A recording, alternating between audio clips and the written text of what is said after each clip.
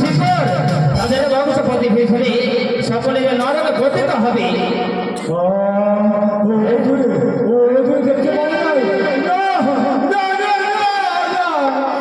ও পিতা, ও আমার ধর্মে জানানি, আজ তোমরা ইহলোক থেকে পরলোকে গমন করেছ, কিন্তু তোমরা স্বর্গবাসী হতে পারো না। আজ আমার মাতা পিতা যদি স্বর্গবাসী না হয়, আমি যদি বিবাহ করি তো স্বর্গবাসী হবে।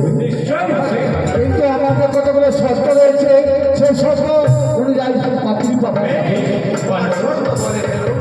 আমার নাম যেমন করে কারণ আমার নামের নাম যদি তারা হয় তাহলে আমি বিবাহ করতে পারি।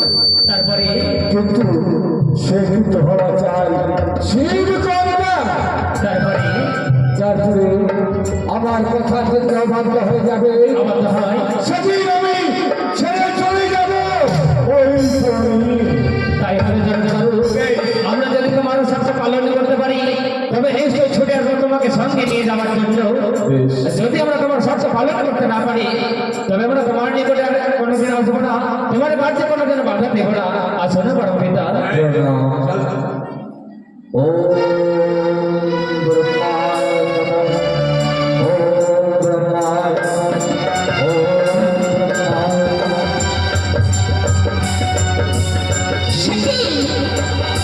তাহলে নারদমণি কি পেয়েছে মনসাগত পাত্রের সন্ধান? দেখি নারদ কতক্ষণে ফিরে আসে আমার নিকটে। নারায়ণ নারায়ণ, এই সংবাদটুকু মামা এবং মামিমাকে দেব, কেমন করে এই সমস্যার সমাধানে করা যায়। প্রণাম হয় মামিমা। পেলে তুমি মনসার যত পাত্রের সন্ধান? মামিমা, মামার আদেশে ছুটে গিয়েছিলাম ভুবনে, পেয়েছি যত পাত্র, কিন্তু তাতে যে বড় সমস্যা রয়েছে। আমার কি সমস্যা? সে প্রতিজ্ঞা করেছে আজীবনে বিবাহ করবে না। সেটি বিবাহ যদি করতে হয় সে কন্যাকে হতে হবে শিবকন্যা। মনসা রয়েছে শিবকন্যা। প্রথম শর্ত আমরা পালন করতে পেরেছি মামিমা, তার আরো দুটি শর্ত রয়েছে। এমন কি শর্ত? তার দ্বিতীয় শর্ত হলো জড়তর মহামনের নামের সাথে সেই কন্যার নামের যাতে মিল থাকে। তাহলে কি জগৎকারও মনে হচ্ছে মনসার যোগ্য পাত্র? হ্যাঁ মামিমা। তাই যদি হয় তাহলে আজ থেকে আমি মনসার নতুন নাম দিলাম। আজ থেকে মনসার নাম থাকবে জগৎকারিণী। আমরা দুইখানা শর্ত পালন করতে পেরেছি, কিন্তু তৃতীয় শর্ত এখন মামিমা জগৎকার মহামণি অন্তিম শর্ত প্রদান করেছে, যদি তার কাজের আবদ্ধ কোনোদিন হয় সেই দিন সেই তার পত্নীকে ছেড়ে যেতে বাধ্য হবে। মনসা কোনোদিন তার কথার অবাধ্য হবে না। তবে আমরা জগৎকারুকে পরমেশে সজ্জিত করে নিয়ে আসি।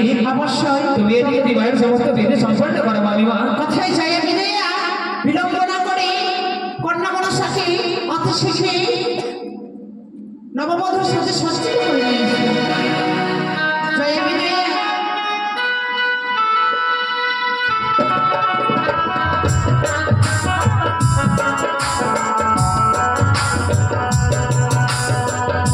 তোমরা সাজিয়ে নিয়ে এসেছো।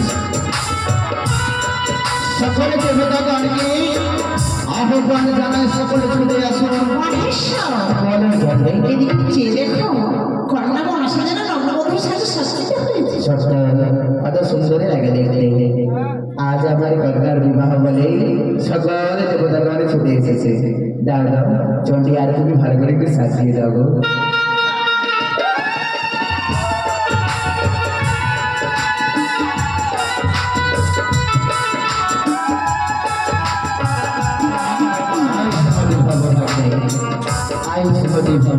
তাহলে জামাতা আর বিলম্ব নয়, নাও ভোর মারল, এগিয়ে এসো। এই মুহূর্তে মনসার বিয়ে সম্পন্ন হয়। আমি তো তোমার যেসব শর্তের কথা বলেছিলাম কথা হয়ে এসেছে। মহামণি, আমরা তোমার এক এক করে সমস্ত শর্ত পালন করেছি। যে দেখো সর্বপ্রথম ধরে বরবাদ এই দেবী মনসা মহাদেবের কন্যা, তোমার প্রথম শর্ত পালিত হলো। দ্বিতীয় শর্ত তোমার নামের সাথে তার নামের মিল হতে হবে। তোমার নাম জারণ করো, এই কন্যার নাম আমরা প্রদান করেছি নতুন নাম ধীরে ষষ্ঠ আমরা তাকে সুন্দর করে সমস্ত গৃহ সংসার কর্ম শিখিয়ে দিয়েছি, কোনোদিনও তোমার কাজের আবাদ হবে না। এগিয়ে এসো জগৎকারিণী, এগিয়ে এসো মা, এগিয়ে এসো। আপনারা সকলে বলে ভালিয়ে দেবে, দিন দিনে বিবাহ হচ্ছে। মনসা ছেড়েছে দেখো কোনে বউকে, মালা বদল হবে আজ রাতে, মালা বদল হবে আজ রাতে। হরি বল। তেরে শ্বশুর লোকে, তারপরে লোকে, তেরে শ্বশুর লোকে।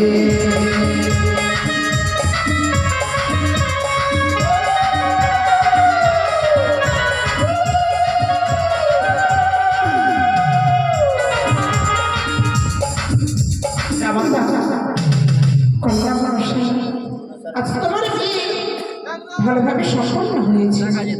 এবার জামাতার সঙ্গে তোমায় যেতে হবে তোমার শ্বশুরালয়। কন্যা মনসারী, আজ তোদের সকলে বাবা মা তোর সমস্ত দেবগণে ফিরে ছুটি দিতে হবে স্বামীর ঘরে রে মা। বেশ বাবা, নারী দিনে জন্ম নিতে গেলে স্বামী দিনে শ্বশুরালয়ে যেতে হয়। সত্য রে মা। জানি না তোমাদের মতো আদর শ্বশুরালয়ে পাবো কি পাবো না বাবা। যখন আজ আমায় তোমাদেরকে ছেড়ে দিয়ে আমি পরের ঘরে যেতে হবে বাবা, পরের ঘরে যখন যেতে হবে মা, আমি রাই করবো না। কন্যা ভগয়া আমার যাবা,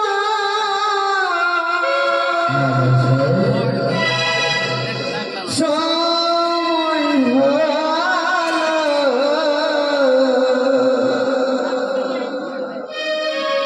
দাওগিরা,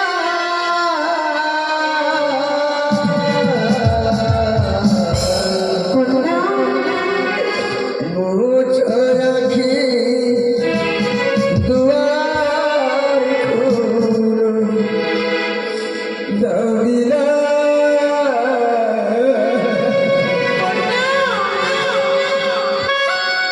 মুছ রাখি দুয়ার খুলো দাওগিরা।